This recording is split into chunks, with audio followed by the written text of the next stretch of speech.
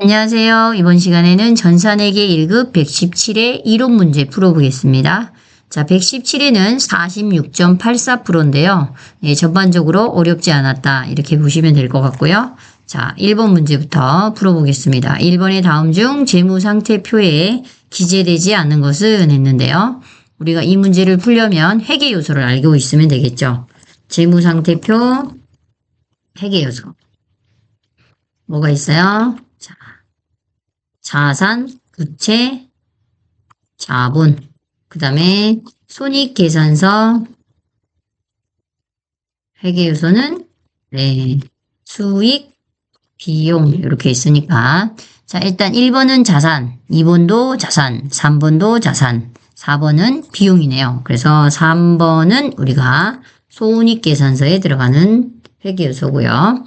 2번 당좌자산에 해당하지 않는 것은 했습니다. 자, 당좌자산의 정의란 유동자산에 속하는 것 중에서 재고자산을 제외한 나머지의 자산이었어요. 그래서 1, 2, 3번은 전부 다 당좌자산이 맞고요.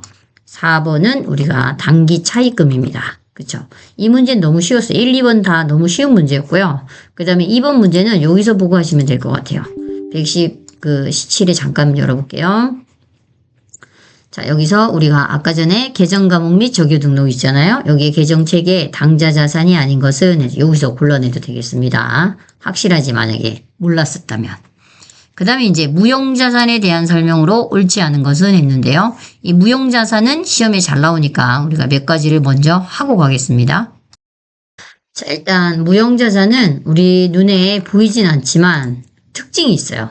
네, 그 특징을 우리가 몇 개 적어야 되는데 일단 무형자산은 물리적 실체가 없지만 이러한 특징을 가지고 있어야 된다.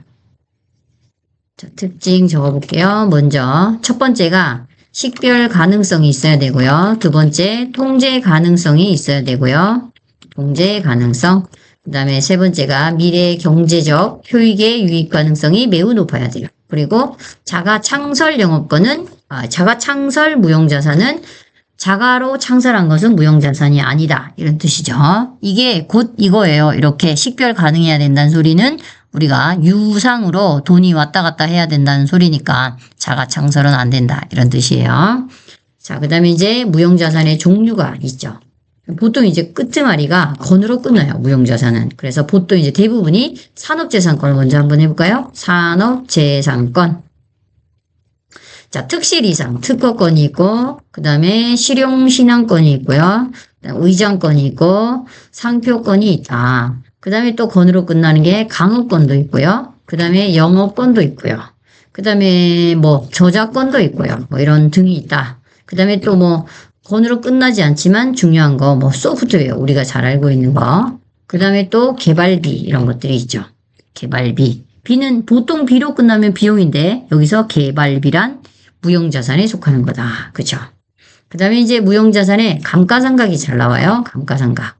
그래서 무형자산의 감가상각은 언제부터 하냐 이러면 사용 가능한 시점부터 우리가 감가상각을 한다. 이렇게 되어 있고요. 감가상각의 내용 연수는 몇 년이냐 이렇게 물으면 20년 이내로 한다. 이렇게 알고 있으면 되겠습니다. 단 여기서 예외는 관계 법령이나 그 다음에 계약에 의한 것은 우리가 예외로 하겠다. 예외. 그러니까 20년을 초과할 수 있다. 이런 뜻이겠네요. 자, 그 다음에 이제 감가상각 방법은 합리적인 방법으로 해라. 그렇지만 이 합리적인 방법이 없다면 그때는 정액법으로 하셔야 한다. 이렇게 돼 있어요. 합리적인 방법으로 하되 다 쓰란 소리예요. 정액, 정률, 연수학계법, 생산량 비례법 뭐 이렇게 하도 되지만 합리적인 방법이 모를 때는 없을 경우에는 결정할 수 없을 때는 뭐로 해라? 정액법으로 해라. 이렇게 돼 있고요. 단종 가치는 없는 것으로 한다. 이렇게 없는 것으로 한다. 이렇게. 이게 원칙이고요. 물론 예외도 있을 수 있다. 그 다음에 이제 회계 처리가 있네요. 회계 처리. 무형자산의 회계 처리는 주로 직접법도 하고 간접법도 하는데 주로 직접법을 한다. 간접법도 허용하는 거예요. 직접법만 허용한다. 이러면 틀립니다. 자, 그러면 이 정도만 알고 한번 문제를 풀어볼게요. 무형자산에 소비되는 형태를 신뢰성 있게 결정할 수 없을 때는 무엇으로 한다? 네, 정률이 아니라 아까 방금 했어요. 정액법으로 한다. 잠깐만요. 요거를 조금 줄여야 되겠어요. 네, 정액으로 한다. 자, 그 다음에 2번. 무형자산을 취득하는 경우 수익, 비용 대응의 원칙에 따라 합리적인 방법을 이용하여 상각. 그렇죠. 합리적인 방법으로 상각을 해야 되고요. 자, 무형자산의 종류에는 네, 저런 게 있어요. 영업권, 산업재산권, 개발비 이런 게 있다.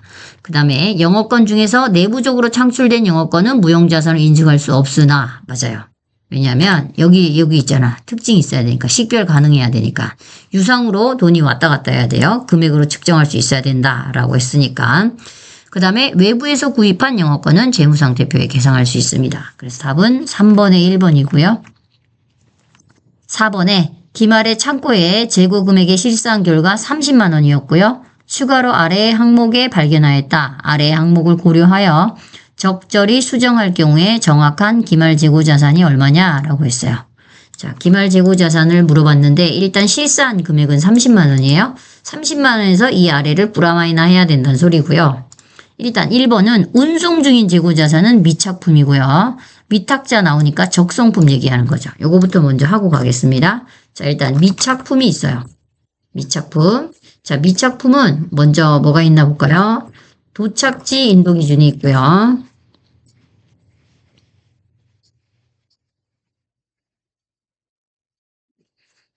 자, 도착지 인도 기준. 그 다음에 선적지 인도 기준. 자, 이게 언제 내 거냐, 구매자 거냐인 거예요. 도착 시에 구매자 거.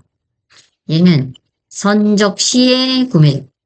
예, 요게 미착품의 정의고요. 중요한 사항이고요. 그 다음에 적성품, 다른 말로 위탁상품. 요거는요. 자, 원래 위탁자는 누구예요? 물건의 주인. 네. 재화의 주인. 물건을 좀 팔아주세요 하고 맡겨놓은 사람이에요. 이 사람이. 수탁자는 누구나 물건을 받아서 재화를 받아서 수수료 받는 사람.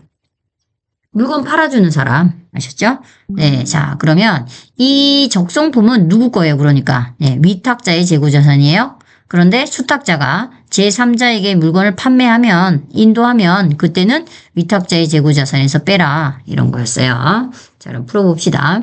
1번에 도착지 인도 조건으로 판매하여 기말 현재 운송 중인 재고자산. 그럼 일단 우리가 알아야 될 게 먼저 판매자냐? 내가 구매자인지를 알아야지. 판매했다라고 했고요. 미착품이네요. 도착이니까 도착했을 때 구매자죠. 그럼 현재 내 거네요. 그쵸? 그럼 우리 회사 거네요. 우리 회사 거. 그럼 플러스 하셔야 되겠어요. 자, 위탁자로부터 받아 창고에 보관 중인 수탁품. 아, 그럼 나는 지금 물건을 팔아주는 수탁자란 소리예요. 그쵸? 근데 아직 안 팔고 창고에 남아있으니까 이건 누구 거예요? 위탁자의 재고자산이죠. 위탁자. 위탁자 재고자산. 그러니까 우리 회사는 지금 수탁자잖아요. 그러니까 마이너스. 이렇게 하시면 되겠네요. 그럼 2만 원은 더하고 3만 원은 빼셔야 됩니다. 32만 원에다가 3만 원 빼니까 답은 29만 원. 맞죠? 이렇게 내가 판매자인지 위탁자인지 수탁자인지 문장에서 잘 캐내고 그 다음에 요거를 플러스 할 건지 마이너스 할 건지를 판단하셔야 된다. 5번에 단기 매매증권으로 매매증권에 대한 설명으로 옳지 않은 것은 했습니다. 자, 일단 회사의 유가증권은 몇 개가 있는 거죠? 단기 매매증권, 그 다음에 매도가능증권, 그 다음에 만기 보유 증권, 그 다음에 지분법 적용 투자 주식 이렇게 있어요. 요것만 단기 투자 자산이야. 그래서 단기 투자 자산은 유동자산에 속하는 당좌자산이고요. 얘네들은 비유동자산에 속하는 어디에 속해요? 그냥 이 자체가 비유동자산이다 라고 했어요. 자, 일단 단기 매매증권은 당좌자산으로 분류하는 거 맞아요? 당좌자산 안에 단기 투자자산. 그 다음에 단기 매매증권은 주로 단기간 내의 매매 차익을 목적으로 취득한 유가증권으로서 매수와 매도가 적극적으로 빈번하게 이루어지는 것을 말하는 거고요. 단기 매매증권은 취득과 직접 관련된 거래원가. 여기 취득과 직접 관련된 거래원가가 대표적으로 이제 수수료 비용을 말하는 건데 수수료 비용은 공정가치에 가산하시면 안 됩니다. 유일하게 얘만 자산에 플러스한다라고 했죠. 나머지 회계의 모든 자산은 자산의 취득가액은 매입가액 플러스 부대 비용 이렇게 돼 있잖아요. 자, 여기에 유일한 예외가 이거예요. 얘네들도 전부 다 예외를 비껴나지 못한다. 유일하게 단기매매증권만 예외다. 따라서 공정가치에 가산하면 된다, 안 된다? 안 된다. 3번이 답이고요. 자, 단기매매증권에 대한 미실현 손익은 단기손익으로 처리하죠. 대신 매도가능증권에 대한 미실현 손익은 기타 포괄손익 누계액인 자본으로 처리한다. 꼭 기억하셔야 됩니다. 3번이고요. 6번에 부채의 증가액은 했어요. 자, 부채의 증가액은 해볼까요? 얘는 자본의 감소, 얘는 부채의 증가. 그러면 이게 있던 부채의 증가예요. 얘는 자본의 증가. 그래서 답은 얼마다? 부채의 증가니까 20만 원이네요. 답은 2번. 이렇게 답은 2번. 자, 그 다음에 이제 7번 문제 풀어보겠습니다. 자본에 대한 설명으로 옳지 않은 것은 했습니다. 하나씩 읽어볼게요. 이익잉여금을 자본 전입하는 주식 배당 시 자본금은 증가하고 이익잉여금은 감소한다. 자, 맞는데 한번 여기다 써볼게요. 여러분이 써야 좀 친해지니까. 자, 일단 2월 이익잉여금 우리가 주식 배당하면 그리고 대변에 자본금 이렇게 나오잖아요. 그렇죠? 이게 회사의 주식 배당이에요. 주식 배당이 대표적인 우리가 무상증자예요. 자, 우리가 증자하면 두 가지가 있어요. 증자하면 돈을 받고 주식을 끊어주면 유상증자. 그 다음에 돈을 안 받고 주식을 끊어주면 무상증자. 이 무상증자의 대표가 이거라고. 주식 발행. 아셨죠? 대변의 자본금 주식을 발행했는데 어떻게 된 거예요? 차변에 돈을 안 받았잖아. 보통 우리가 대변의 자본금 하면 차변의 현금, 보통예금, 당좌예금 이렇게 나오는데 그쵸? 이렇게 주식 배당을 하면 자본이 지금 감소했어요. 자본 중에 2월 이익 금액이 그리고 대변의 자본금이 증가했죠. 그러니까 자본금은 증가하고 이익잉여금은 감소한다. 맞았습니다. 정확하게. 자, 요거 하기 전에 여러분이 잘 모를 수도 있으니까 요거를 조금 더 써볼게요. 제가. 좀 침착하게 조금만 해보고 가겠습니다. 일단 자본하면 저희가 기억해야 되는 게 있다고 했어요. 요 한 판은 반드시 알고 간다 라고 했어요. 1번. 첫 번째가 그냥 써볼게요. 자본금. 두 번째는 자본잉여금. 세 번째는 자본조정. 네 번째는 기타 포괄 손익 무계액. 다섯 번째는 이익잉여금. 자, 이 이익잉여금은 다시 중요하게 1번이 뭐가 있다고요? 법정 적립금. 요거는 우리가 여기 안에 넣어서 할게요. 원문자로 해보겠습니다. 자, 원문자에 1번으로 해보겠습니다. 1번. 내려가서. 자, 그 다음에 두 번째가 임의적립금. 임의적립금. 그 다음에 세 번째가 미처분 이익잉여금. 미처분 이익잉여금. 이렇게 돼 있죠. 자, 그럼 여기서 2월 이익잉여금이라는 게 뭐냐면 요거예요. 이 미처분 이익잉여금을 우리가 2월 이익잉여금이라고 하잖아요. 자, 그러면 2월 이익잉여금이 차변에 왔으니까 이익잉여금이 자본이 차변에 왔잖아요. 그래서 이익잉여금이 감소했죠. 차변이니까. 그 대변의 자본금이 어떻게 됐다? 증가했다. 그렇죠? 자, 그 다음에 1번은 그래서 맞았고요. 요거 마저 해볼게요. 자본금은 우리 회사의 주식 발행수에다가 뭘 곱해야 된다? 액면 금액을 곱해라. 두 번째 자본잉여금은 뭐가 있다고요? 주식 발행 초과금. 꼭 기억하셔야 돼요. 감자차익. 그 다음에 자기 주식 처분 이익. 그 다음에 여기 주식 발행 초과금과 반대가 있죠. 이게 자본 조정인데 주식 할인 발행 자금. 여기는 좀 틀리죠. 주식 할인 발행 자금. 여기는 감자차손. 여기는 자기 주식 처분 손실. 그 다음에 자기 주식. 그 다음에 미교부 주식 배당금. 요 정도는 알고 있어야 된다. 자, 그 다음에 여기 보시면 여기 이렇게 외우라고 했어요.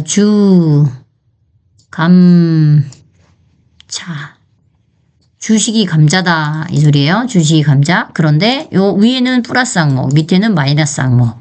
요것만 미교부 주식 배당금은 플러스 항목이에요. 얘만 플러스. 주식을 자본을 다 플러스 마이너스 하는 항목인데 얘는 주식을 플러스 하는 항목이다. 그 다음에 이제 기타 포괄손익 누계액은 우리 회사에 평가한 거.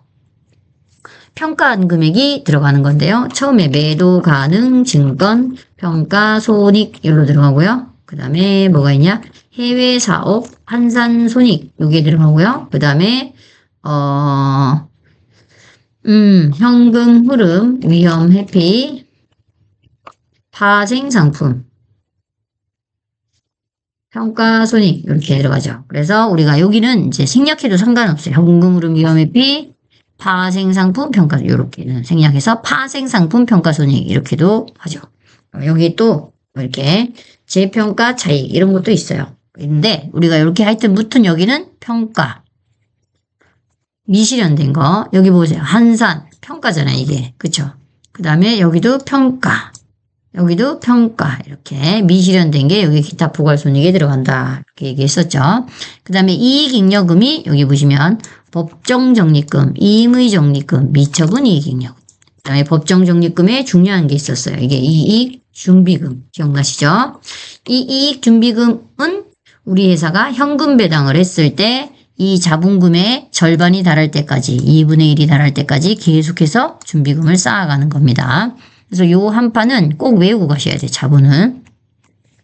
주식 발행 초과금은 주식 발행 가액이 액면 가액을 초과하는 경우에 그 초과 금액을 말한다. 맞았고요. 기말 재무상태표상 미처분 이익잉여금은 미처분 이익잉여금은 뭐예요? 당기 이익잉여금 처분상이 반영되기 전의 금액이다. 그렇죠. 회사의 기말의 재무상태표에 있는 미처분 이익잉여금은 우리 회사가 잉여금을 처분하기 전에 거예요. 잉여금 처분은 언제 한다? 기말이 지나고 3월 전에 하는 거예요. 우리가 주주총회를 그렇게 하니 그때 하는 거니까. 그래서 답은 3번은 맞았고요. 답은 이제 4번이 틀렸네요. 계속 맞았으니까. 4번에 보면 주식 배당과 무상증자 시 순자산의 증가가 발생한다 그랬는데 여기 있잖아요. 지금 여기 보시면 자본이 지금 감소했죠. 그리고 다시 자본이 증가했으니까 불변입니다. 불변. 증가가 아니고. 그래서 7번에 4번이고요. 자, 그 다음에 이제 8번. 영업의 수익에 해당하지 않는 거. 이거는 뭐 거저먹는 보너스 문제였어요. 우리 회사에 수익은 두 개 있다. 매출액과 영업의 수익. 매출액은 딱 하나다. 제품 매출, 상품 매출, 그리고 끝이다. 라고 했어요. 나머지 모두 다 영업의 수익이다. 자, 이제 9번은, 배부 차이 문제인데요. 3척은 직접 노무 시간을 기준으로 제조 간접 원가를 배부하고 있다. 당해 연도초에 직접 노무 시간이 5만 시간이고, 제조 간접비 예상액은 300만 원이었다. 6월에 제조 간접 원가 실제 발생액은 50만 원이고요. 실제 직접 노무 시간은 3,000시간인 경우에 6월에 제조 간접비의 배부 차이는 했어요. 자, 일단 그러면 우리가 해야 될 게 뭘 해야 되냐 볼까요? 일단 실제 제조 간접비 발생액, 그 다음에 vs, 그 다음에 예정 제조 간접비, 예정 제조 간접비. 일단 예정 제조 간접비를 알려면 뭘 해야 돼? 여기 보시면 내가 얼마를 예상해서 얼마를 쓸 것으로 예상한다 했잖아요. 얼마를 예상했어요? 300만 원. 그런데 5만 시간을 쓰겠대요. 자, 그러면 계산을 해보면 300만 원 나누기 5만 시간. 60이 나오겠네요. 이렇게 60. 그렇죠. 배부율이 60이고요. 그러면 예정 제조 간접비는 60. 여기다 쓸게요. 60. 곱하기 실제 작업 시간이 뭐죠? 실제 배부 시간, 실제 실제 조업도 3,000시간. 실제 3,000. 이렇게 되네요. 자, 60 곱하기 3,000. 요 옆에다가 넣겠습니다. 이렇게 하면 우리가 18만 원이네. 그죠? 63, 18이니까 실제는 얼마 나왔어요? 50만 원이네요. 50만. 그럼 둘이의 배부 차이는 32만 원 차이인데 지금 실제가 더 크네요. 예정이 더 작으니까 가소 배부 32만 원 이렇게 돼야 되겠습니다. 그래서 답은 1번. 예정이 작으면 가소, 예정이 크면 가대. 요 차이는 빼기 하시면 되죠. 50만 원 빼기 18만 원이면 32만 원. 예정 제조 간접비의 금액은 배부율, 배부율은 우리가 여기서 계산하시면 되고요. 그 다음에 직접 노무 시간, 요거죠. 3,000시간. 이렇게 됐다. 자, 10번 해보겠습니다. 다음의 원가 항목을 원가 행태에 따라 원가 행태는 고정비와 변동비로 구분한다 라고 했어. 가장 다른 하나는 했습니다. 자, 원재료는 많이 쓰면 재료가 막 올라가고 조금 쓰면 줄어들고 고정비가 아닌 변동비. 매월 일정하게 발생하는 건 고정비. 그쵸? 임차료니까. 시간당 지급하는 노무비. 원재료랑 노무비는 같죠. 이 사람을 많이 쓰면 비용이 많이 발생하고 조금 쓰면 조금 발생하는 거죠. 그 다음에 전기료.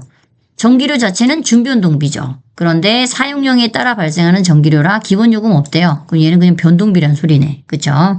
그러면 답은 몇 번이에요? 임차료. 고정비, 변동비에 대한 설명입니다. 여러 번 했으니까 맞추셨을 거고요.